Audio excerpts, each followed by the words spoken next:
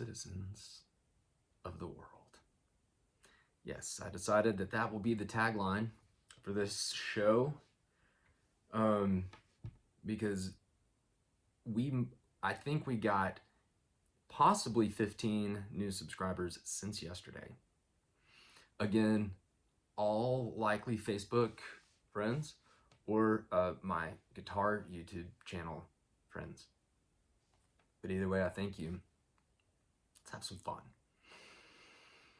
We've got a lot of good material lined up today. I mean, Joe Rogan, watch out, because we're on your heels, bud. What do you want to do? Let's jump into the sports. Let's jump into sports. We'll get that out of the way first. We're gonna try and switch things up every day. It's not always gonna be sports and aliens and rants. But you know what? For these first two episodes, it is episode 2. Let's go.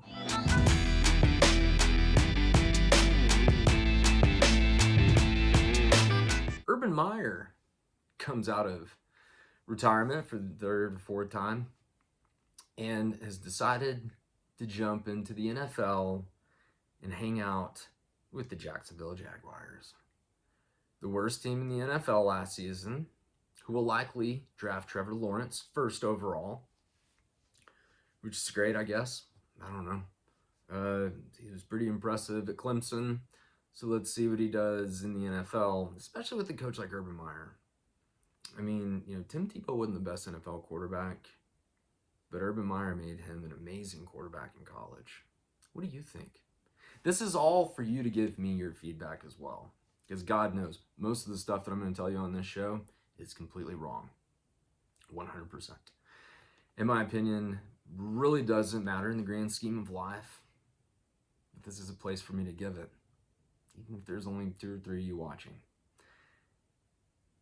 So let's move on. Staying in the NFL, let's jump into the NFL playoffs this weekend. So for all of you that are watching this 4 or 5 years down the road, you know what happened in the 2021 NFL playoffs. But we don't, because it hasn't happened yet. Let me get over here to my computer and see who the H is playing. Rams, Packers. Probably going to be the Packers. I wish it was the Rams. I don't know. Just not the biggest Aaron Rodgers fan. Great quarterback. But I'm like a girl when it comes to football. I'm like, well, he just seems kind of mean. Nothing against women. I'm just saying. Those thoughts come from an emotional place for me when it comes to football. It's not like, oh, he is dead on, accurate, just a good ball player. No, for me, it's like he sometimes he just seems boring. I don't know. This is what I do. So that's why I'm going to go with the Rams, even though Jared Goff's probably more boring than any other player in the NFL. Let's jump over to Ravens, Bills. Going Bills. It's been too long. It's been so long since they've been there. And Harbaugh, he had the Super Bowl a couple years ago. So, again, emotional. It's like, oh, I feel bad for the Bills. It's been so long. Didn't have to do with the fact that, Lamar Jackson's amazing or anything like that. Moving on, Browns, Chiefs. Definitely emotion in this one. As a Texas Tech Red Raider, Baker Mayfield came in as a walk-on up against Davis Webb. He goes down.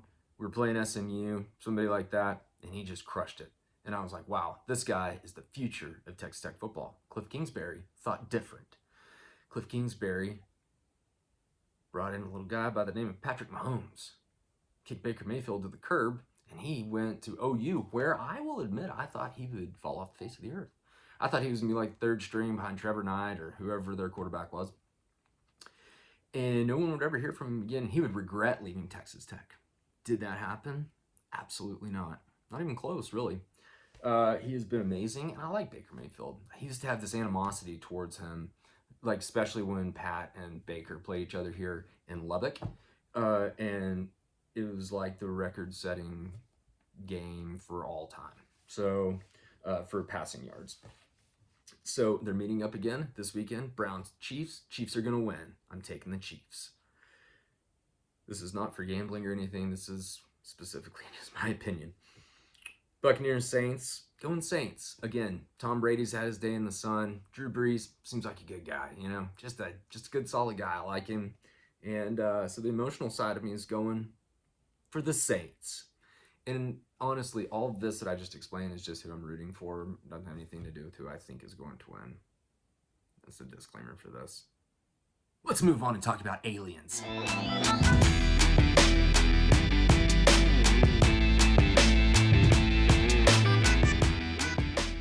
Focus in on that little beauty, because we're talking about him again. Aliens, part 2. Part 2 from yesterday. Yesterday was part 1. It's not like you missed anything. I've already talked about aliens. This is just part 2 from yesterday. Okay.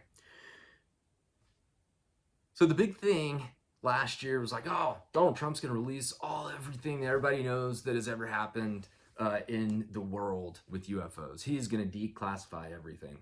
Well, so it looks like a lot of stuff got declassified. I'm reading this here. Quote from, let's see, we're at globalnews.com. Proud sponsor of this show, just like space.com. Let's go. We've got these guys from the Black Vault. It's a UFO enthusiast site and clearinghouse for related government files. They published approximately 2,700 pages of declassified documents provided by the CIA. The problem that the Black Vault said, the issues they had with these documents, many of these documents are poorly photocopied, so the computer can only see so much to convert for searching. He wrote that on his website. He also suggested that the CIA had deliberately made the documents hard to read, perhaps to slow people down. Slow people down from what? Finding out that aliens exist when we already know that they do? Just thought I'd throw that in there for you. So that's kind of where we are. Didn't it seem like that's where we are? Has anyone heard anything different about, because I go into deep research for these segments for this show, okay? I have nothing else to do in my life. I don't have a child or a business or a wife or a life. I'm kidding, I do. So I didn't do that much research. I want you guys to let me know what you've heard about the declassification of all these UFO documents. I've seen the videos, seen some cool videos, like the fighter pilots look over and there's what appears to obviously be a UFO. I also, this is an interesting little thing. I had a good friend one time that was a pilot for American Airlines. He said that it would blow my mind all of the things that he has seen as a pilot that he just can't even explain. Glowing lights and clouds that are not consistent with airlines or helicopters or anything military, anything like that. He goes, it would make your skin curl, which is awesome. I love skin curl. Anything that makes my skin curl makes me happy. I don't know what that means. My skin's never curled. I just maybe get goosebumps or something. I guess is that what that's all about? I don't know. You tell me. Again, I'm just here to throw out the ideas.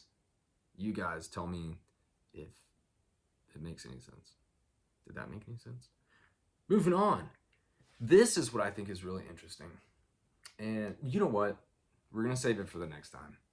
Because I got to keep you guys waiting. We're going to talk about the Black Knight satellite, which has always really excited me. And there's just some interesting stuff on space.com about the Black Knight satellite. We will discuss next time. Now it's time for my rant segment.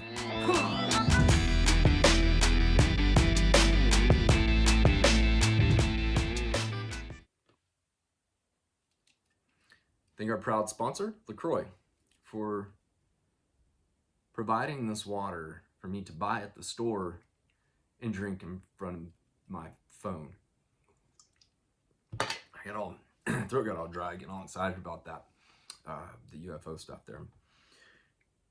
So, it's rant time. Folks, I'm not an English major. I'm not even that smart.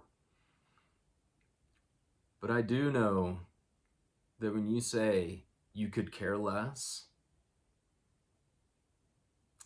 means that you already care about the situation. So, when you tell someone, this is a lesson for life for all of you. When you tell someone, I could care less. I could care less. It is just, man, you are just a slap across the face to someone. I could care less. You could care less what you say. I could care less about your opinion of me. I could care less about politics.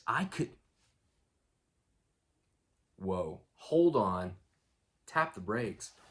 Because if you could care less, it means that you actually already care.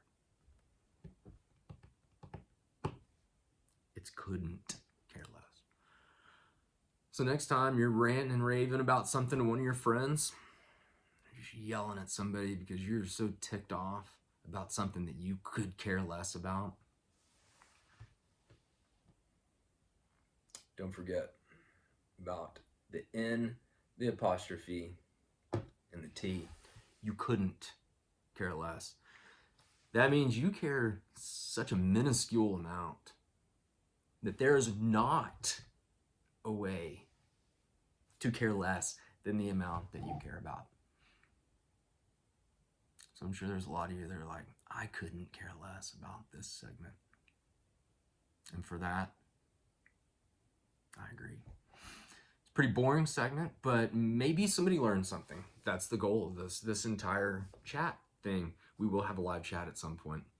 I will let you guys know. Probably not this weekend. Got a lot to do. Like I said, probably like, I don't know, garden or something. I'm kidding, I don't garden. I'm gonna stop talking. Everyone go enjoy your weekend. And if you're watching this 2 weeks down the road and it's Tuesday morning, enjoy your Tuesday morning. Goodbye.